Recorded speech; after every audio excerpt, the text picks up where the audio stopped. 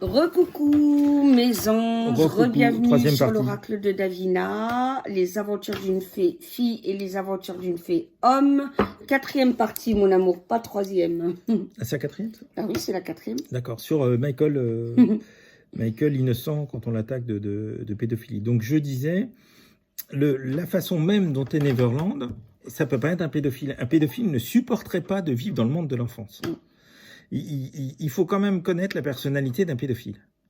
Un pédophile est un agresseur d'enfants. Sexuellement, c'est tout ce qui l'intéresse. Quelque part, il déteste l'enfant. Mais il a besoin de l'agresser sexuellement. Donc, s'il a des jouets, c'est juste pour l'enfant, pour lui faire plaisir et tout. Allez voir tous les documentaires que vous avez sur les pédophiles, que ce soit en France, aux États-Unis, etc. Jamais vous verrez leur maison, qui est le monde de l'enfance. Dutroux, il n'avait pas de jouets. Ah ben non. Comment il s'appelle, Émile Louis, pareil. Oui. Les West aux États-Unis, pareil. Le couple West, je ne sais pas si vous connaissez. Voilà, c'est vrai qu'ils n'ont pas... non, absolument pas. Ils ne sont pas attirés par le monde de l'enfance. Ils sont attirés par l'enfant en tant que source de jouissance sexuelle. Donc, ce qui est beau d'ailleurs qu'ils sont barjots. Donc, voilà. Donc, déjà, rien que Neverland par lui-même, ça montre que Michael n'est pas un pédophile. Parce que tout un Neverland est le monde de l'enfance. Tout. Les animaux, la fête foraine, le train, les pièces aménagées à l'intérieur. Michael a des mannequins géants, a des Peter Pan géants partout, a tout ça. Donc, un pédophile, encore une fois, ne supporterait pas de vivre dans le monde de l'enfance. Voilà. Autre chose, un pédophile est un agresseur. Il y a le plaisir de choisir sa victime, de l'attirer, de la manipuler, au besoin de la tuer après. On ne retrouve pas ça chez Michael. Michael, d'ailleurs, n'aurait pas on ne peut pas dire qu'il avait un type s'il était pédophile. C'est très rare, hein, que ce soit les tueurs en série, les pédophiles, qui n'ont pas de type de victime type au niveau de leur pédophilie. C'est vraiment très rare. Et Michael, il n'aurait pas de type précis. Par ailleurs, encore une fois, un pédophile est dans la discrétion. Il veut chercher à manipuler, il ne va pas prendre 15 enfants en même temps. Il va en prendre un et il va tout faire pour que les parents se rendent compte de rien. Donc il ne va pas chercher, si les parents sont au courant, à le garder chez lui. Pas du tout. Il va venir que de temps en temps, etc. Puis moi, j'irais même plus loin, si tu le permets, mon amour. Un pédophile, et je peux le dire puisque j'en ai été victime, est quelqu'un d'extrêmement intelligent, extrêmement, voire surdoué.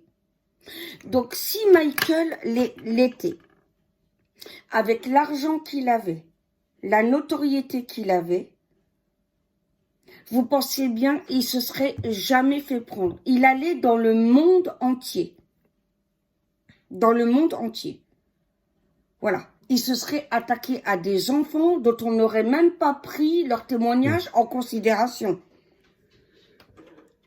Vous voyez ce que je veux dire. Donc déjà, ça ne colle pas avec la personnalité d'un pédophile, parce que peu importe d'où vient le pédophile, il se réunit sur le fait que c'est des prédateurs extrêmement intelligents. Voilà. Donc déjà là, ça ne colle pas. Voilà. Et deux, ça ne correspond pas au syndrome de Peter Pan. Oui, alors ça, je vais en parler aussi. Autre chose, un pédophile passe à l'acte, en général, à la puberté. Donc, pour Michael Jackson, on n'aurait pas dû attendre qu'il y ait Neverland pour qu'il commence à y avoir des plaintes. Bien sûr. Des plaintes, il y en aurait eu avant, quand c'était les Jackson 5, quand Michael aurait tourné avec eux il a tourné jusqu'à ses 20 ans. Donc, il y a longtemps qu'il y aurait eu des plaintes avant. Faut être clair, hein. Donc voilà, il ne correspond pas, et je ne détaillerai pas d'autres choses, mais il ne correspond pas du tout à la personnalité d'un pédophile. Et en premier lieu, Péderlan. Bah, nous, ils sont tous rentrés. Hein. Tu peux regarder, mais... J'ai cru que Calypso demandait à rentrer, parce que c'est moi qui me suis trompé. Ben, regarde, peut-être, je t'ai sorti. Ouais, d'accord, attends. Voilà. Alors, j'irai pas plus loin, mais allez voir sur des sites, en particulier québécois, sur la personnalité d'un pédophile, etc. Et vous allez voir, ça ne peut pas correspondre à Michael. Voilà. Autre chose, le syndrome de Peter Pan. Alors, le syndrome de Peter Pan, c'est quelque chose qui est en train d'être développé. Le premier à en parler en tant que syndrome, c'est Dan Ridley, qui est un psychanalyste, je crois, ou un psychiatre états-unien. Il sort un livre en 83. C'est pas forcément reconnu parce que c'est très long pour les essais cliniques, etc., tout ce qui s'ensuit. Donc le deuxième qui va en parler après, c'est Daniel Way, qui est un Français, qui lui va faire des conférences et va sortir un livre en 2018. Voilà, donc Daniel Way, son livre, je ne sais plus comment il s'appelle, les enfants qui veulent pas grandir, ou etc. Le livre. Et puis depuis, il y en a d'autres qui sont faits. Donc Daniel Way a fait des études à peu près sur 20 ans. Voilà. Donc il définit les différentes personnalités, comment ce qu'on retrouve, les causes, et ce qu'on retrouve comme personnalité, comme signe chez quelqu'un, il lui parle des hommes, qui a le syndrome de Peter Pan.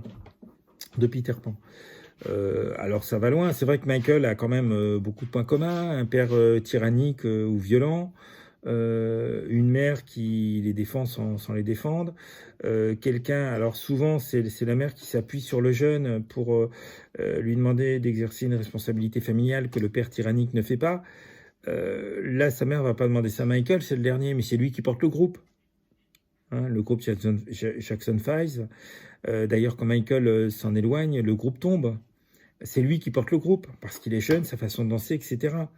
Donc on retrouve cette responsabilité d'adulte qu'un enfant ne doit pas avoir. On trouve tout un tas de choses comme ça. Donc l'enfant, ce qu'il n'a pas, hein, etc. Et puis, quelque part, le refus de grandir après. Alors, il y a différentes étapes. Il peut y avoir des passages de misogynie ou de misandrie. Alors la misandrie, la misogynie, c'est on n'aime pas les femmes. La misandrie, c'est on n'aime pas les hommes. De même que vous avez la polygamie, un homme marié à plusieurs femmes, et la polyandrie, une femme mariée à plusieurs hommes, comme un peuple en Chine où quand une femme se marie avec un homme, elle épouse tous les frères de la famille, même si le dernier a 15 ans de moins. Donc voilà. Donc ça c'est la polyandrie. Donc pareil pour la misogynie, il y a la misandrie. Donc il y a différentes étapes. Hein. Vous pourrez voir en cherchant syndrome de Peter Pan sur Internet ou en trouvant des livres, en particulier celui de Daniel Way. Il y a d'autres psychanalystes et psychiatres qui s'y sont intéressés. Donc effectivement ça fait des passes, ça commence à être bien reconnu. On peut dire que Michael correspond tout à fait à ce type-là. C'est-à-dire quelqu'un qui veut pas grandir, ça peut aller loin, hein, ça peut aller jusqu'à une asexualité. Qui est un préfixe qui veut dire privation, qui veut dire pas de sexualité. Or, Lisa Presley, bonjour Boudzan, ça va? Lisa Presley témoigne que, ça c'est on a vu un documentaire avec elle, le premier mariage de Michael Jackson, n'est-ce pas, avec Lisa Presley, la fille du King. Oui, mon Boudzan.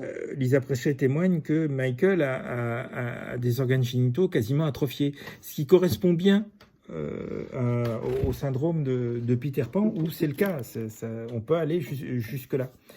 Par contre, quand ils se mettent en couple, en général, ça dure longtemps, etc. Enfin bon, il y a tout un tas de signes qui forment l'ensemble. Donc, quelqu'un peut avoir tous les signes, d'autres seulement une partie, qui définissent actuellement de mieux en mieux. Merci mon Boudzan, c'est mon nom. Le syndrome de Peter Pan. Et Michael Jackson est complètement dedans.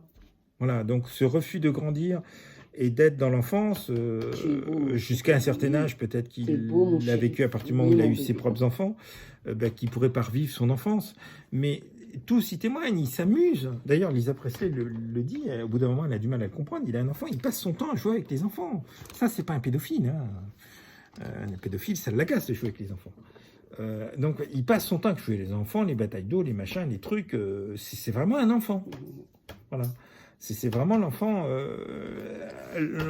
complet. Donc oui, Michael on peut dire qu'il a un syndrome de Peter Pan, et à partir de là, il n'est pas du tout pédophile. Parce qu'un pédophile ne peut pas avoir le syndrome de Peter Pan. parce que au niveau sexuel, il se sent adulte, ce qui n'est pas le cas en général de quelqu'un qui a un syndrome de Peter Pan. Et un pédophile veut agresser des enfants, alors que quelqu'un qui a le syndrome de Peter Pan, c'est pas du tout un symptôme de vouloir faire l'amour avec un enfant, pas du tout. Hein, il choisit des gens qui sont dans son âge. Il faut que ce soit clair. Et qui sont peut-être un peu plus jeunes pour des femmes parce que il va choisir quelqu'un qui est mature, moralement, qui est plein. Mais pas du tout, il n'y a pas de pédophilie, ça n'a rien à voir. Hein, je vous engage à chercher donc le syndrome de Peter Pan et vous verrez, ça n'a rien à voir avec la pédophilie. Rien. De toute façon, c'est parfaitement incompatible dans l'état d'esprit. Voilà. Donc, voilà un petit peu pour qu'est-ce qu'un pédophile, le syndrome de Peter Pan. Et c'est clair, Michael a un syndrome de Peter Pan, il n'est pas du tout pédophile. Et encore une fois, un pédophile n'aurait pas pu vivre à Neverland, dans le monde de l'enfance, il n'aurait pas supporté. Hein. Ce qui intéresse un pédophile dans l'enfance, c'est l'enfant pour le violer. C'est pas du tout tel qu'il est. Michael, c'est l'inverse. Il aime avec les enfants, il s'amuse avec eux, enfin bon, voilà. Bon. Plus toutes les incohérences soulignées et tous les témoignages des centaines d'enfants qui sont passés, voilà. Enfin, dernière chose, si c'est la dernière, que j'avais à dire.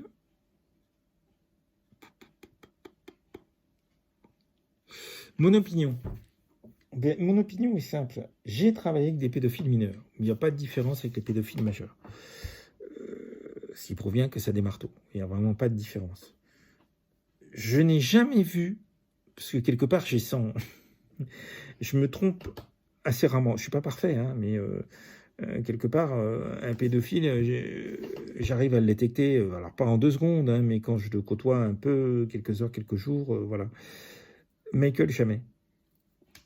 Moi, mon opinion, pour avoir travaillé avec des pédophiles hein, mineurs, mais encore une fois, il n'y a pas de différence avec les majeurs, non, c'est pas possible. C'est pas possible du tout. Alors, c'est confirmé par la personnalité d'un pédophile, par le syndrome de Peter Pan, etc. Et puis par les centaines d'enfants qui ont témoigné. Et non, Michael n'est pas un pédophile, parce que ça, je l'aurais ressenti. Hein. Là, on n'est pas dans les délires des policiers, etc. Vous avez quelqu'un qui a travaillé un certain nombre d'années avec des pédophiles. Alors, j'ai travaillé qu'avec une dizaine des pédophiles mineurs, mais quand vous êtes éduque, que vous vivez avec, ça fait une très lourde expérience. Hein. J'en ai reconnu quelques-uns qui n'avaient pas été décelés dans un centre où j'ai travaillé, dans tout un tas de choses. Donc j'ai quand même une analyse. Puis vous travaillez tellement ces gens-là que bon, vous enregistrez très vite. Vous devez être tellement vigilant que c'est assez ahurissant. Donc non, ça c'est mon opinion personnelle. Michael n'est pas un pédophile et peut pas l'être. Par contre, oui, il aime être avec les enfants. Quand on connaît sa vie, c'est pas surprenant. Et c'est un enfant. Bon, moi-même, si j'ai fait des camps avec des petits jusqu'à des ados, pourquoi j'adore être avec des enfants. Mes neveux et nièces vous le diront. Qu'est-ce que je me marre avec des enfants? Bon, j'ai raconté, quand je travaillais au Québec, on avait, normalement c'était des 15-18 ans, et puis on avait un temps accueilli un petit qui venait une nuit, une journée par semaine. Et qu'est-ce que je me marrais avec lui, qu'est-ce que je passais des bons moments, il racontait des histoires, discutait avec lui, enfin bon, c'était génial. Alors beaucoup d'adultes vont pas comprendre, mais il n'y a pas de différence entre l'enfant et l'adulte, il y a le niveau de responsabilité qui est différent. Mais dans la spontanéité et tout, vous êtes adulte, vous pouvez être spontané, vous pouvez rire des mêmes choses. Je veux dire, c'est pas une espèce différente, un enfant. Faut être réaliste. Donc oui, quand j'ai fait des camps et tout, je me marrais avec les enfants. Ben, j'étais très vigilant. J'étais animateur ou directeur, donc j'étais responsable. C'était monté à l'avance. Je faisais des réunions avec les parents, enfin tout ce qui s'ensuit. Mais je le faisais parce que je passais des bons moments avec eux. Leur spontanéité, leur façon d'être, leur façon de délibérer pour faire des tas de choses, pour avoir des idées de pièces de théâtre quand on invitait le village à la fin, ou etc. C'était vraiment génial. Voilà. Donc je comprends Michael, parce que moi, effectivement, être avec un enfant ou un ado. Alors, c'est vrai que depuis que je suis éduque, mon public, c'est les ados. Donc, j'adore être avec les ados. En général, l'âge où les gens supportent pas, moi, j'adore. Les enfants, oui, j'aime beaucoup. Comme je leur dis souvent en plaisantant, parce que souvent ils me le disent, toi t'aimes les enfants, je dis oui. Cru ou cuit, avec ou sans sauce, j'adore les enfants, puisque je suis avec mes yeux, donc ça les fait éclater de rire en général. Donc voilà, donc les gens, les adultes qui sont bien avec les enfants et tout, je vois pas où c'est un problème. Le Christ lui-même était bien avec les enfants. Les gens qui sont naturels, spontanés, francs vont être bien avec les Bien enfants. sûr. Les manipulateurs vont pas être bien. Les yeux d'un enfant vous transpercent, donc ils vont pas être bien. Mais quand vous êtes sincère, etc., si vous êtes parent, vous savez très bien. Il y a des fois, vous allez passer des bons moments avec vos enfants. Ça peut être pénible, il y a le travail, il y a les enfants, il y a les machins. Souvent, vous les adorez. La preuve, c'est s'ils partent en colo et tout, vous Ah, allez c'est dur. angoisser parce qu'ils sont pas là. Mm. Ou quand ils partent le premier coup dans leur chambre à l'université, ou etc. Donc voilà, je vois pas où c'est un problème. Michael, lui, en étant privé d'enfance, en ayant vécu quelque chose de très dur, il avait besoin de cette enfance. Voilà. Alors, à partir d'un certain moment, il a eu ses enfants, dont on a critiqué beaucoup de choses. Mais je suis désolé, les enfants sont grands maintenant. Ils ont 20 ans autour, et ils témoignent de comment était leur père. Un père extraordinaire, un papa extraordinaire, qui était là quand ils pleuraient, qui les rassurait, qui les apaisait, jusqu'à temps qu'ils cessent de pleurer. Il pouvait rester à côté d'eux des heures. Voilà, et jamais vous les entendrez dire qu'il a essayé de les toucher, des machins, des tout. Alors, il y a la fameuse scandale, ouais, il l'a foutu par-dessus le balcon. Oui, mais Michael, Ah pour oui, lui, c'est oui, normal. Pourquoi? Parce qu'il le tient. Il est sûr de lui. Quand vous êtes en parent, que vous portez votre enfant, vous êtes sûr de lui. bien sûr. Quand vous êtes papa, que vous allez lancer un petit peu votre enfant pour le rattraper, pour jouer avec, vous êtes sûr de lui. Vous n'allez pas avoir des journalistes qui vont voir ça, qui vont dire, ah, c'est pareil dans les médias. Oui, oui, à la limite, vous pouvez le rater, il va tomber, hein. Mais vous êtes sûr de lui. Donc, quand Michael le tient bien, on voit bien qu'il le tient fermement, son fils. D'ailleurs, son fils est malade, mais parce qu'il a un truc sur la tête. Il les protège. Il ne veut pas qu'on les voie et tout. C'est un papa extraordinaire là-dessus. Il sait trop, lui, pour avoir été devant les caméras depuis l'âge de 4-5 ans, ce que c'est. Donc, oui, c'est un papa extraordinaire. Et les 3 enfants parlent. Et pour avoir perdu leur papato et tout, c'est plutôt des enfants, quand on les voit, équilibrés. Tout le monde peut pas dire autant. Donc, par rapport aux documentaires qui ont été faits avant et tout, maintenant, il y a ses propres enfants qui témoignent. Et il n'y a pas d'ambiguïté. Il n'y a pas d'ambiguïté. Donc, on voit bien aussi le pas face à... Les gens disent, oui, c'est parce que contre la pédophilie, il fallait qu'il se marie. Non, non, non. Dans le syndrome de Peter Pan, il y a forcément un âge où on va se rendre compte que c'est plus possible de vivre l'enfant, d'être un enfant. On est adulte. Donc là, oui, il y a le couple, il y a avoir des enfants et tout. Pourquoi? Parce que on va pouvoir récupérer ce qu'on n'a pas eu, ce qu'on n'a pas vécu, en le donnant à ses enfants. Ça, c'est l'amour. L'amour, c'est ça. En donnant, on peut récupérer, ça nous remplit, on peut récupérer ce qu'on n'a pas eu. Voilà, donc c'est assez étonnant, mais c'est comme ça. Donc je pense que, contrairement à ce qu'on peut penser, c'est tout à fait conforme au syndrome de Peter Pan, qu'à partir d'un certain moment, quelque part, il ait pris conscience qu'il ne pouvait plus vivre son enfance. Et donc, qu'il a cherché à vivre en tant qu'adulte et lui à avoir des enfants pour les combler, leur faire vivre autre chose. Il n'y a rien d'anormal. Quand on regarde à travers la personnalité d'un pédophile ou à travers les signes qui commencent à être bien définis du syndrome de Peter Pan, on a l'explication de Michael. Il n'y a pas à chercher plus loin. Alors évidemment, ça ne fait pas vendre les journaux, ça, ou etc. Mais c'est tout. Il n'y a pas besoin d'aller chercher plus loin. Voilà. Alors après, sur sa décoloration, son gant, je vous confie à mon épouse. Voilà, parce que moi, là, j'en suis déjà à 18 minutes. Je vous dis à bientôt. En plus, le thème suivant, Bah, c'est... tu peux rester. Hein. Oui, je reste. Le thème suivant, c'est quoi? C'est toi qui décides. Non, mais je l'avais marqué dans les 5 thèmes. Ah oui, il faut que je J'ai revoie oublié. dans les Donc, statuts, je vous dirai ça à je mes amis. vais tâcher éventuellement de le faire à la fin de la semaine, parce que là, j'ai un peu tardé. Donc, pour des tas de faits de ceux qui ont porté plainte, qui sont complètement incohérents ou qui n'ont pas voulu respecter comment on suit une plainte, enfin des trucs où il y a toujours l'argent en cause, et en particulier le documentaire là avec James Festchuck Qui est insupportable. et Wade Robson, qui est insupportable et qui est bourré d'incohérences. Enfin, je veux dire, au niveau des dates et tout. Enfin, on est dans les faits. Je vous ai parlé de faits, pas autre chose. En vous invitant à aller voir la personnalité d'un pédophile, donc sur des sites québécois, vous verrez que ça ne correspond pas. Encore une fois, un pédophile ne supporte pas le monde de l'enfance. Donc, il n'aurait pas pu vivre à Neverland.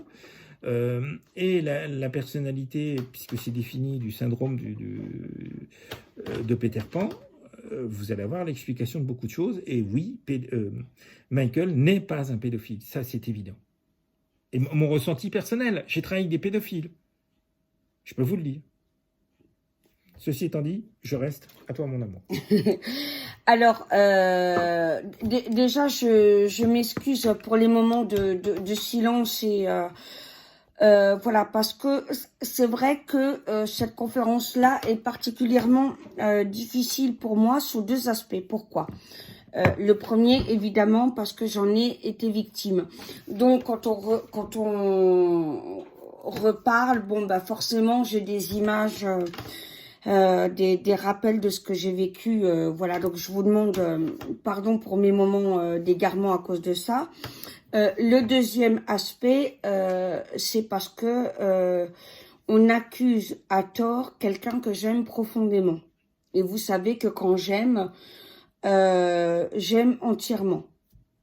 Voilà. Et pour moi, c'est une crucifixion. On a délibérément assassiné cet homme. Pour moi, c'est une crucifixion. Voilà.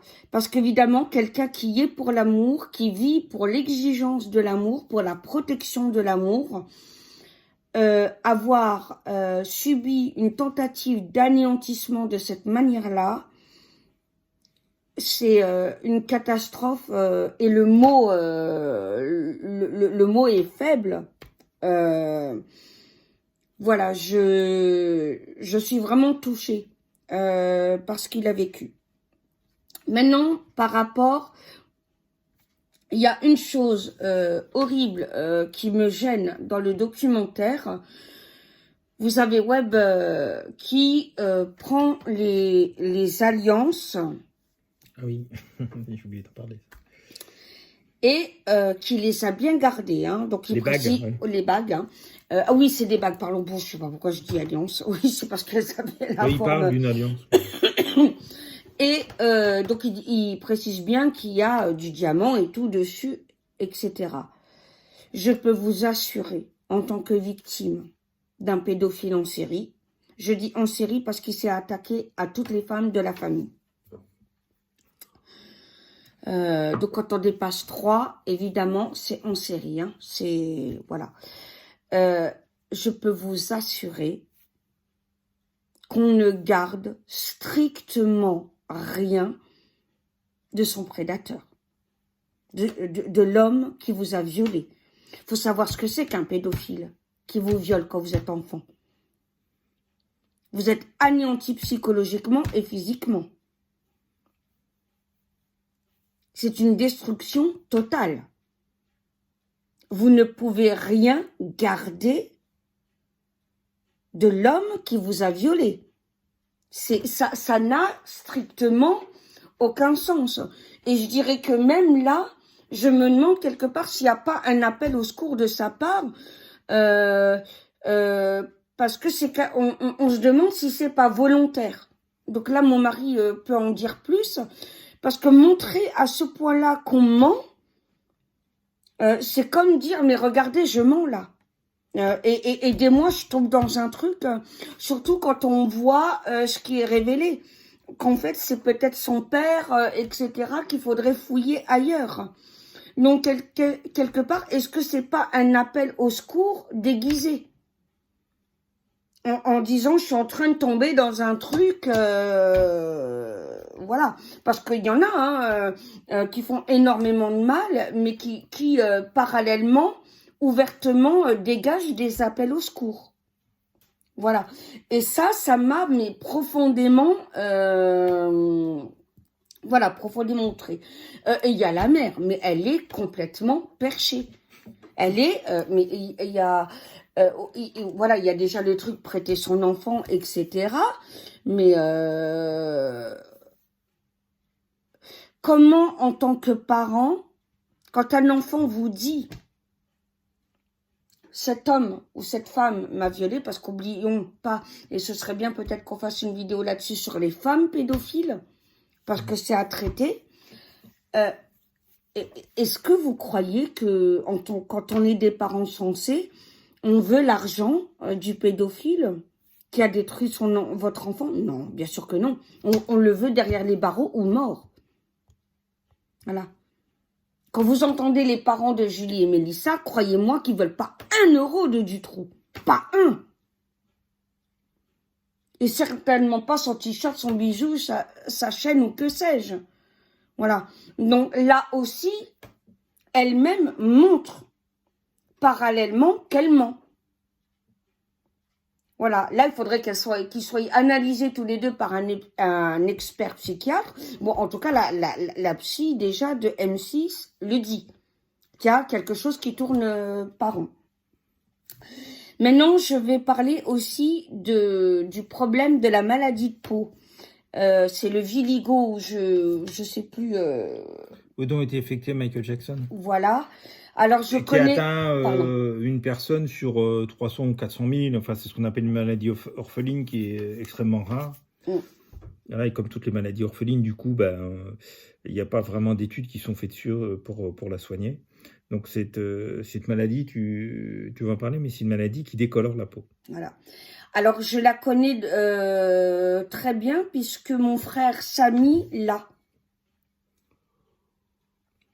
Alors, attention, je dis pas que Michael n'a pas fait de chirurgie. Ce serait stupide, ridicule et débile de le dire. Vu que, voilà, on le voit, etc.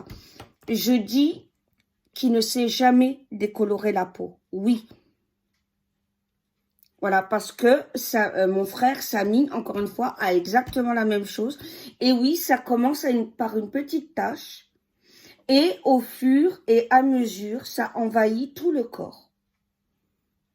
Vous avez une dépigmentation de la peau. Voilà. Et Michael ne supporte... Pardon. D'où le gant blanc. Voilà. Hein, puisque le gant blanc, ça correspond à la main. Ça a commencé là. Et puis après, en tant qu'artiste et tout, il va se décolorer par rapport à cette maladie. Parce que je vois mal monter sur scène et le couvrir de crème colorée, etc., qui risquerait de fondre avec les projecteurs et tout. Donc, il n'a pas 36 solutions pour cacher cette maladie-là. Voilà. Et donc, du coup, il va aussi tout faire le reste. Parce que il va faire le visage qui va aller avec. À noter qu'une partie des opérations chirurgicales qu'il a eues au visage, etc., sont dues à l'accident qu'il y a eu sur je ne sais plus quelle pub au début des années 80, où il a eu le feu qui a pris dans ses cheveux. Voilà, il a été affecté, les sourcils, machin et tout. Et là, il a été opéré chirurgicalement pas mal. Ils ont dû lui faire un petit peu de chirurgie esthétique à ce moment-là. Donc, il y a une partie des opérations qui est due à cet accident. Mais après, la maladie, oui, ça explique aussi pourquoi... voilà. Donc, voilà, je tenais à préciser ce point. Un autre point aussi, c'est que quand l'affaire de Michael Jackson est sortie, une autre était en train de sortir, c'est l'affaire Weinstein. Et que ça a bien arrangé à ce moment-là qu'il y ait l'affaire Michael. Alors, lors du dernier film, dans les années 2017, avec le témoignage de Wade et de James, en fait, c'est sorti dans les mêmes temps que l'affaire Weinstein, qui, elle, a été menée au tribunal, il a été condamné. Mais effectivement, du coup, les journalistes se sont désintéressés de cette affaire. C'est par l'association MeToo, etc. Mais tout le monde s'est fixé sur Michael. Donc, ça arrangeait bien aussi un certain nombre de gens. Voilà, qu'on reparle de nouveau et après la mort de Michael là-dessus, ce qui permettait de mettre en veilleuse un petit peu ce qui était en train de se révéler au niveau de ce réalisateur Weinstein et puis d'autres, qui eux par contre ont été, lui a été jugé et condamné. Voilà. Donc, voilà, j'ai dit ce que j'avais à dire. J'espère que ça vous a plu. Dites-nous en commentaire ce que vous en pensez. Pardonnez encore mon émotion, hein. Comme je vous dis, c'est vrai que c'est des thèmes qui sont quand même très douloureux pour moi à aborder. Voilà, et là d'autant plus que voilà, je l'ai vécu moi-même et qu'on attaque un artiste. Vous savez, c'est terrible d'accuser quelqu'un de pédophilie quand on est innocent. C'est une horreur, hein. Il y a des profs qui se sont suicidés, il y a des papas qui se sont un suicidés. prêtre, Un prêtre. le prêtre de notre département, l'année dernière, il y a 2 ans, un jeune prêtre qui s'est suicidé. Les gendarmes ont été très clairs. Il lui avait dit d'ailleurs, mais vous êtes innocent, vous avez rien fait. Et ça, ils l'ont dit après qu'il soit suicidé, il n'y avait rien. Donc c'était comme le coup de certains profs qui sont suicidés, c'est-à-dire une espèce de vengeance malsaine de la part d'ados. Et donc, ce jeune prêtre s'est suicidé. Voilà. Alors pour le coup, il était totalement innocent. Donc je ne vous dis pas comment ça a bousillé toute la famille et tout ce qui s'ensuit. Oui, parce que c'est insupportable. Accusé à tort, oui, c'est terrible. Et là, visiblement pour de l'argent, oui, c'est une catastrophe. Je voudrais juste rajouter qu'il y a une soi-disant voyante qui soi-disant reçoit des messages de Dieu. Alors apparemment, c'est une fausse, comme les soi-disant apparitions de Betsaïd dans les années 70 à New York. Là, ça vient Satan. C'est une petite fille qui parle que de l'enfer. Et qui, ah oui, oh mon Dieu. Qui dit qu'elle a vu Michael Jackson en enfer parce que dansant 24 heures sur 24, si on peut dire, etc., cherchant un mouvement, parce qu'il avait passé un contrat avec Satan pour danser.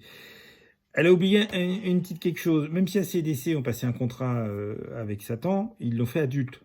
Michael, lui, c'est son père qui lui a forcé à apprendre à danser. Il avait 3-4 ans. Donc, Michael, adulte, il n'a pas eu besoin de passer un contrat avec Satan pour apprendre à danser.